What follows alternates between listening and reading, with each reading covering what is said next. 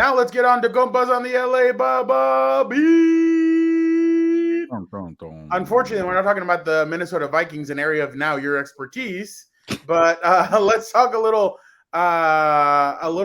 Rams 53-man roster. Any surprises? Somewhat, again, the Rams will have a lot 7 of receivers again? no, actually no, 6 receivers, 4 tight ends, 4 running backs. In a partridge in a pear tree. There you go. No kickers and 2 Are you quarterbacks. kidding? No, I'm not kidding. Oh, I wow. kind of just overlooked it. Me and Victor did a House of Horns episode. Go check that out. You want more in-depth analysis of the Rams, and I'm like, they gotta have a kicker. I just don't see the name right now, but I'll figure it out later. It's like, oh wait, they don't have a kicker. So the experiment to having an undrafted rookie kicker. By the way, like I don't know how I feel about drafting a kicker overall. Like you see Jake Moody and the 49ers struggling, that could be a problem. What's the dude from Jake York or York? Oh, York they're talking about the guy from the Browns. the Browns. Yeah, the guy they traded for Dustin Hopkins, which Yeah. that's for the Chargers. The guy that uploaded his highlights at halftime and then Oh, yeah. and then I he takes forgot him about down that. after he misses. Jeez. He was a But 4th-round draft pick. Remember Roberto? You know what's funny? Omar Navarro and I were talking about this. One of the Chargers reporters today, yeah, and I'm like, remember Roberto Aguayo, like 2nd-round draft pick? Like he's like, there's already enough, and he made a good point. There's already so much pressure on kickers, and then to add on top of that, you're drafted. That has to be even more pressure. Just put on it's tricky because I don't really condone using a draft pick on a kicker, and then I also don't go undrafted rookie route either. And the Rams did that, and it didn't work out. And then you look at the Raiders. They benefited from the Vikings not being patient with Daniel Carlson. He's a really good kicker. I think he was like a 3rd or 4th round pick. So you got to get some guy who goes through the motions of sucking, and then you pick him up, and his confidence, you got to build it up. So that's kind of the way. So I don't know what they're gonna do. The Rams, they could have traded with Brandon Staley and Sean McVay for a that's what kicker the Chargers did with. Remember, I can't remember who the guy was before, but Dustin Hopkins. They got him during. Oh, Tristan Vizcaino. That's right. They tried that route too. The younger and experienced. Exactly. Then they let Dustin Hopkins go. Dustin Hopkins has fixed a lot of the problems that the Chargers have had since Nick Novak. I mean, he fixed a lot of their problems. He was an accurate kicker. He gets hurt. Now Cameron Dicker is the kicker, as I wrote. And he's been solid for them too. So yeah, it takes a while to kind of find your groove, I guess. Yeah, so we'll see what they do, and I'll give you one surprise cut, which is not the biggest name, but Logan Bruss, a 3rd round pick a year ago, and it's kind of a big one for the Rams because Logan Bruss was their first pick in the 2022 draft, and it was in the 3rd round, so not as big. But when you need offensive linemen, you tend to keep one. But they just said after 1 year, he got hurt last year. Get out of here. We'll get a trade. Kevin Dotson from the Steelers came in, and he kind of became kind of the odd man out. And then my one more nugget on the Rams. I'm a little surprised that Stetson Bennett still has a job with the Rams because he was pretty bad this preseason. And then when you have guys like Colt McCoy, PJ Walker, Will Greer available, why not get an upgrade? But then again, like I told Vic, are the Rams even going to try this year? I don't know. No. They're going to be for like Fernando in his senior year of high school. I think they're going to try to start, and then they'll like, ooh, it's a rough schedule. And then Aaron, you don't want to go somewhere else? You don't want to go try and win a Super Bowl somewhere else? That's what it feels like. It could happen. Well, who knows? Puka make it? Of course. I think he's going to be for sure work his way up to number 3. I'm done with Tutu Atwell. I'm even done with Van Jefferson. So we'll see you Puka, who's not really related but close with Dana White. That's pretty cool to see that video, by the way. UFC president Dana White. Yep, yeah. Definitely. It was interesting to see him call him a couple of weeks ago. What about Chargers? Surprises for you?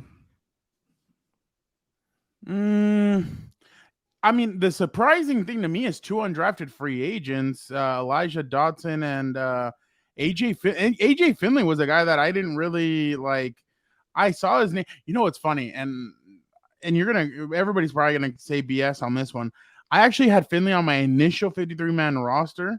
For some reason, he had just jumped out at me. I thought, oh, maybe they could keep him. Then I was like, no, you know what? I need to be realistic. It's gonna be Mark Webb. Like he's gonna want to keep his draft pick. and it ends up being AJ Finley. I'm like, dang. And then at first I had Elijah Dotson on my 53, but Took then him I'm off? like, I took him off, and yeah, they both make the team. Um, that was pretty. The AJ Finley is interesting. Tom said that he could, because last year they took Raheem Lane.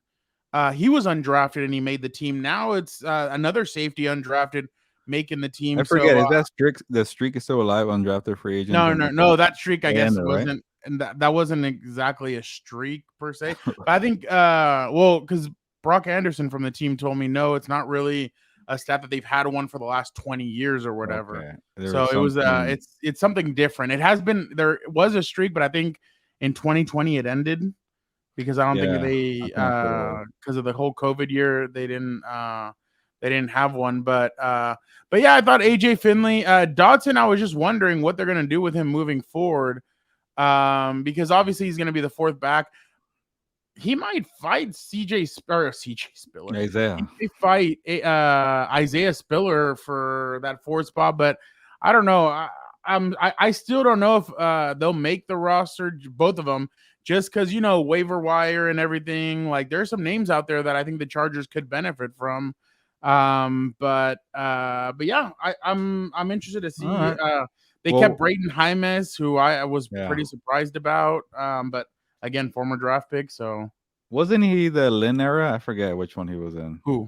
Jaimes, was he the No, he 2020 was actually draft? the Staley 2021. First one? Really? Yeah, Okay. yeah. Well, I'm getting my drafts confused. Did you One, did one. you see? Yeah, go ahead. I was gonna say one question on the Lynn era for sure. Yeah. Are we gonna see anything from Kelly finally, like year 4, and he finally has that big old run in the preseason? I'm like, it's about time. Yeah, no, this has to be the year for him because I mean, what next year they're negative 46 under the over the cap, and you have him and Austin Eckler are both free agents. So what are you going to do with either one of them? What's going to happen with them? Right around how much money Austin's going to ask for. Who knows if he gets it? But this has to be the year. I mean, this is his fourth year. Every year, that's what I wrote about the other day when we spoke to him. Every year, here comes, and then he gets hit by an injury. Like a couple of years ago, it was the fumbling issues. So he said he really likes this offensive scheme. He likes the way they're going to do things, and he thinks that this could be a big year for him and Isaiah Spiller.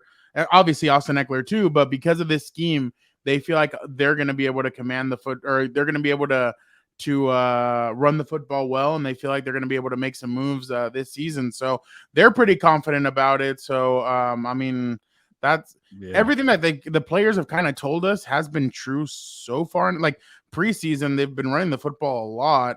Yeah, they've gotten a lot of yards. They've gained 500 yards in 3 games, but everyone needs to chill out a little bit. Justin Herbert hasn't been on the field, so but definitely, I mean, if you're a Chargers fan, you're happy with the way they've ran the football during preseason. But what's another thing, real quick? Penalties. They haven't committed that many penalties in Preseason? preseason, so Oh, that's a that's good sign. another thing that I feel like that's one thing that Brandon said. We don't want to shoot ourselves in the foot with penalties. So pretty interesting. But that first game right off the bat, Dolphins Chargers, that's going to be a It's gonna be a good one. interesting. Yeah, that's going to be an interesting matchup.